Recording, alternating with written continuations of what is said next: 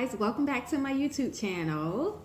I am so excited to be here with y'all today eating one of my favorite foods, crawfish. Oh my gosh, I'm so excited. So it's crawfish season here in Southeast Louisiana, so there is an abundance of crawfish. I'm sorry guys for the noise, that's my husband shutting the door. Anyway, today's video is going to be like a twofold video. The first part is teaching you guys how to properly eat crawfish, taking a little bit of the intimidation out of it. And the second part is going to be a story time about my journey being diagnosed with a chronic autoimmune illness. So yeah, let's get into it. Let's say our grace and we're going to start eating.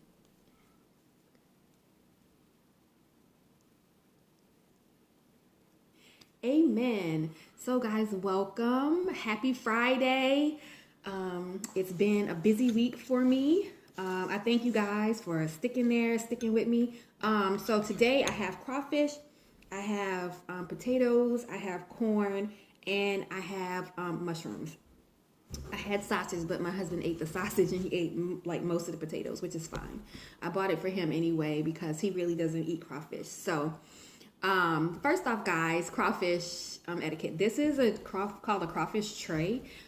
Here in Louisiana, you can get them like anywhere. I'm sorry for the shaking if it's shaking. But anyway, you can get them anywhere, and they're literally just called crawfish trays. Next up, clothing. Only wear something that you just don't care about. I'm making this video because the Batty twins, they ate crawfish for the first time, and poor Carrie had on like this really nice shirt, and I was just like, no, Carrie. No, baby, you wear something you don't care about when you're eating crawfish because it gets everywhere.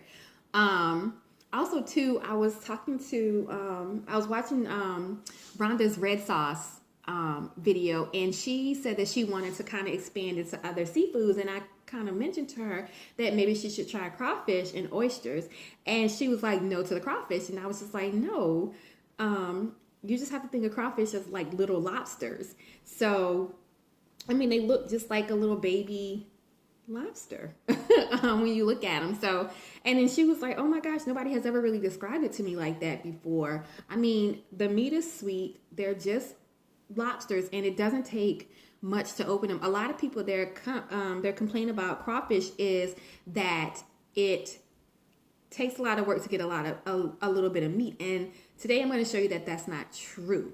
So let's get into it. So first things first, this is a crawfish. When you see the tail curled like this, it means that it was alive before it went in the pot. If you see the tail straight like this, it means that it was dead before it went in the pot. So in Louisiana, we have this thing that we say, don't eat the dead ones, even though all of this is dead. It just means that don't eat the ones that were dead before they went in the pot. So next up, what you're going to do, I'm going to get it close. You're going to twist it like that. We suck the head. Now, what you do is, if you've ever peeled a shrimp before, it's the exact same thing. So you're going to take the first rung. Oh, look at that juice. Take the first rung and peel it off. You're going to pinch the tail, give it a little squeeze, and then you just pull. And then, if you pull right, the digestive tract comes right out. So let's do another one. So good, guys. Twist. Suck. And then you take the first rung, you peel it off, and then you squeeze the tail and pull. And there you go. Digestive tract stays with the shell. So a lot of people, you know, they don't eat this yellow stuff. I don't know if y'all can see that, but it's yellow.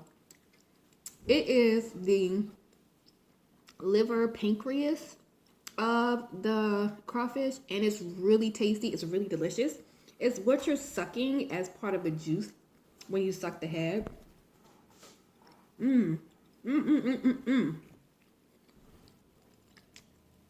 Poor Craig and Carrie, the Batty twins, they were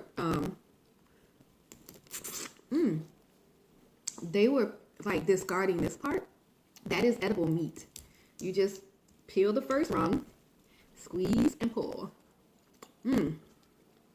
So good, guys. I also have some lemons here. As you can see, I got stuff on my shirt already, which is why you wear a dark color. When you go to crawfish boils, people normally don't wear white because you're at a party and you don't want to eat crawfish and then be walking around with like gunk all over your shirt for the rest of the time. So people, when they go to crawfish boils, they wear dark colors. And shirts and clothing that they don't care about because it is very messy.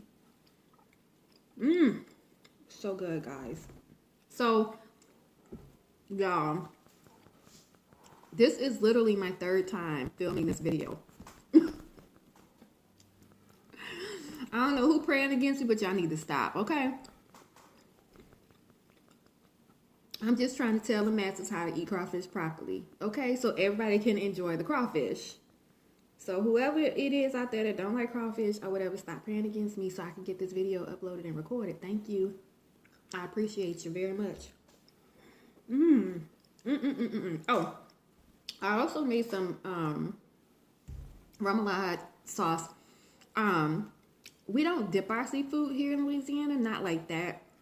Because the water that we boil our seafood in, it's already seasoned. So there's no need to like dip it into any like butter type sauce or whatever. Now, we do squeeze lemon and stuff on it.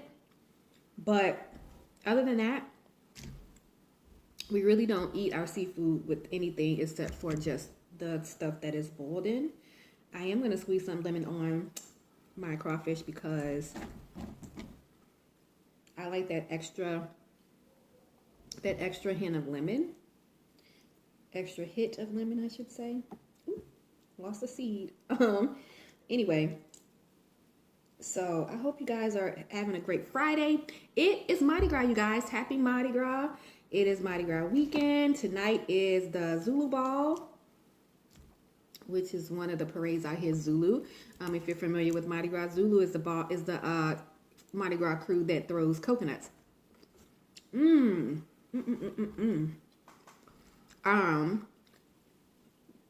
So last night was rained out, so the parades were canceled. And they're rolling tonight and Sunday, the ones that were last night. So today was a long Mardi Gras day. So, anyway, comment down below. Have you guys ever been to Mardi Gras? What do you like about it? I mean, it's so much more than just Bourbon Street. That's what they show on like TV and stuff. But it's so much more than that. It really is a family thing. I mean, don't get me wrong. It is crazy. But they do have a lot of family things for families to do. If you're into that kind of stuff. Okay, so. This one, the digestive tract did not come out. So, all you do is you just pull the top. And the digestive tract is right there, and you just discard it. Simple. So good. So you guys, I got 5 pounds of crawfish. I know you can't see like my whole tray. I'm trying to like show you guys my whole tray, but it's like 5 pounds. I wanted to do like a close-up so you guys could see how I'm peeling them. Excuse me. It's so good with that lemon. That extra hit of lemon is so good. So, okay, you guys, story time. So, you know, if you've been watching my videos, then you know that I have, you know, trouble with my eyes and, you know, throat and stuff like that. So,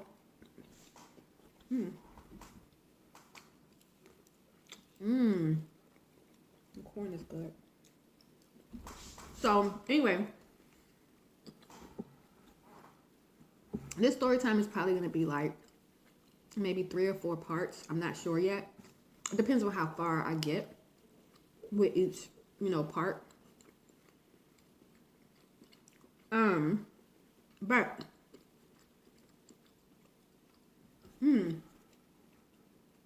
it starts in 2008, winter 2008. Picture this, winter 2008. Who that remind you of? Let me know, y'all, who that is. Anyway, so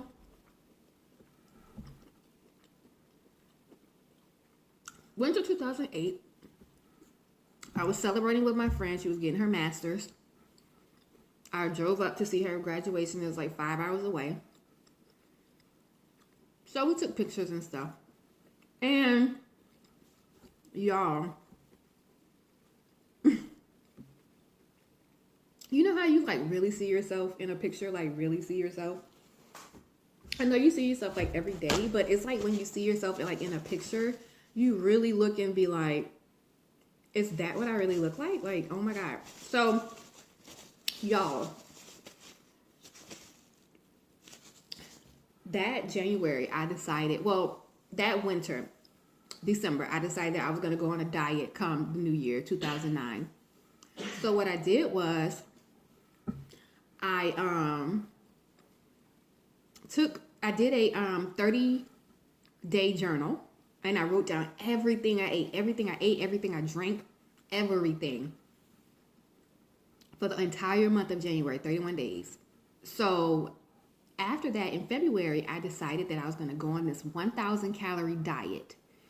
So I went on this strict 1,000 calorie diet, and I don't recommend doing this, you guys, but I was in my 20s, okay? So I went on this strict 1,000 calorie diet, and I lost 60 pounds in 3 months, okay? I was working out 6 days a week, sometimes twice a day, and it was just really hard, but it was a lesson in discipline.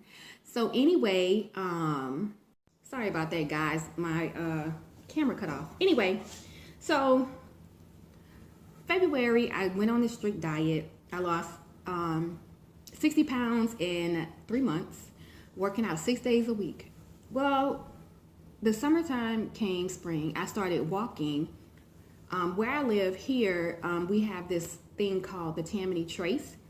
It is an old railway line that they turned into a walking path that spans the entire, most of the parish. We don't have counties, we have parishes here. So it spans most of the parish, and you can literally walk from like town to town if you want to, and I have done it. But anyway, so by the fall, around my birthday's in September, maybe like August, September, I started noticing that my knee was hurting, like, just like a little tinge here. Well, it started getting like worse to the point where I was like hopping. So, to drink, you guys, I have the Market Side iced tea. It's good. The sweet tea, sweet black is black tea. But anyway, so I started noticing that my knee was hurting, and then it was getting progressively worse. So, I went to the emergency room because like one day it was just hurting like really, really bad, like really bad. So I went to the emergency room, and they told me that I had arthritis, and they gave me a prescription, and they told me to get a rheumatologist. So I was like, okay, I'm in my 20s and arthritis, like what? So, and no one in my family had like arthritis in their 20s. So anyway, I told my mom, what was going on, and she was kind of seeing that I was like hopping and everything. So, fast forward, one day I woke up and I had this really bright red, itchy rash on my hands and the tops of my hands and the tops of my feet. And, I thought that maybe from me, walking on this trace outside, that maybe I ran into like a group of bugs that I didn't see. Because, sometimes they're like really tiny and you don't really see them if you're not paying attention. Maybe I ran into them and, I didn't notice it. And this is like the aftermath of it, this bright, itchy rash thing. So I put calamine lotion on it. It just, nothing was like helping this rash, right? Nothing. So it eventually went away within like maybe 5 days. So, okay, cool. Still hopping, then my grandmother passes away. So that's like another thing. So fast forward to January 2009. I'm getting like progressively worse. I started noticing that I was like moving slower. Everything in my body was just like hurting. Every joint, my neck was just hurting really bad. Everything was hurting. It felt like I was just on fire, like fire. So I was helping my mom rearrange her room, and she was like, "What's the matter? You don't want to do this. You don't want to help me, by, typical mom stuff." And I was like, "Mom, it's not that I don't want to help you, and I know you think I'm joking, but I'm not when I say that my entire body, my joints are on fire." So she just looked at me and she just heard the seriousness in my voice. And she was like, "Well, just go lay down." So I went and laid down.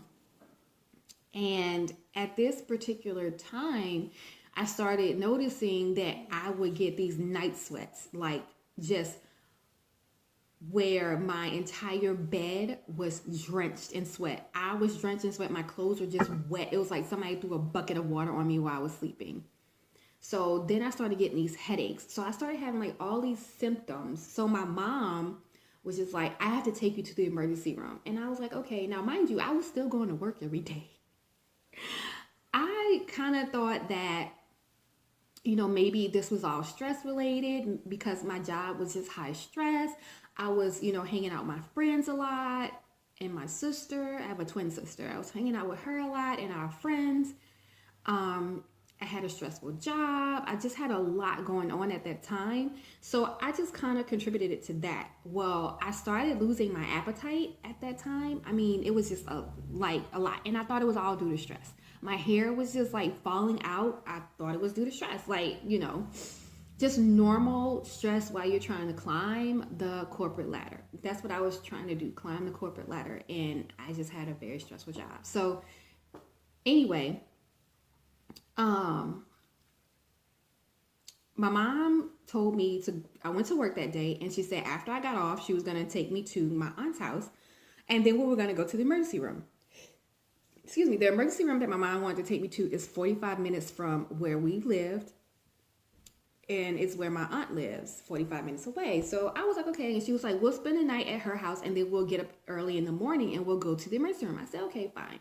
So I packed, some stuff.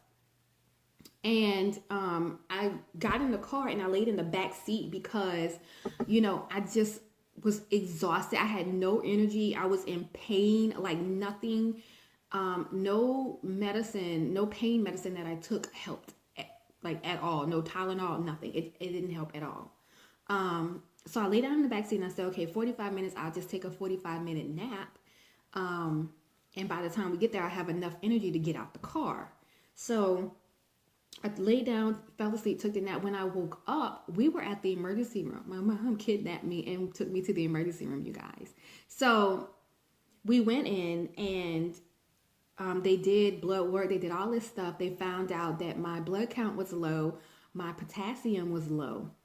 So that was contributing to the way I was feeling. So, okay. So they gave me some potassium, and I think they gave me like some Epogen or something for my blood, but I'm not sure. I don't remember.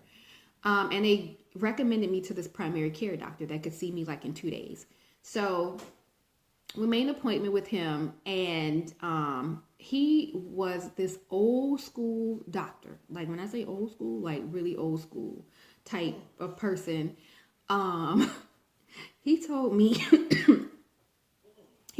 that in order to bring my blood count up, I needed to eat red meat and drink red wine. Okay. My mom loved him because she is like an old school type of person, and she likes those little home remedy things. So she loved him, but he did prescribe me a very large potassium pill. It was a horse pill, you guys, and it was the nastiest thing because when you put it in your mouth, it would just automatically disintegrate. So it was very grainy. Excuse me, I hated it. Okay, so I did this. We went home and my mom got a steak and she cooked it and she got red wine and she put it in front of me. I literally took like one tiny bite of that steak and I took one maybe tablespoon of that drink, and that was it. I could not eat or drink anymore. My stomach would not let me. I had no appetite at all. Like, couldn't do it. So maybe like 4 days later, she took me back to the emergency room because I was not getting any better. And she, called my aunt and said, we're on our way. The same emergency room, 45 minutes away. We're on our way. So we got to that emergency room again, same emergency room, got there again. And the doctor, this time, the doctor that saw me was the head doctor of the ER. He looked at me and he's like, we got to do blood work on you. My blood work came back. I had pneumonia. Very bad pneumonia, you guys. So all this time I had pneumonia and didn't know it. So I had pneumonia. They admitted me to the hospital. And I'm going to stop there at the hospital at admittance because it just goes downhill from there, y'all. Like downhill. So anyway, I hope you guys enjoyed this video. Thank you so much for bearing with me with the inconsistency. But as you start learning more about me and watching, my story and stuff, then you'll really understand like why I'm not uploading consistently as like I, should or could or whatever. I said on my first official mukbang that I will do as much as my body will allow me to do. So anyway, guys, I hope you guys have a great weekend. Happy Mardi Gras to everybody out there. I don't have any beads. I should have got some beads from my sister. I don't have any beads because I haven't been to any parades, but she has. So I should have got some beads when I went over by her house the other day. But anyway, I hope you guys have a wonderful, safe weekend, and I will see you on the next one. As always, I leave you with this. Always love yourself. Bye.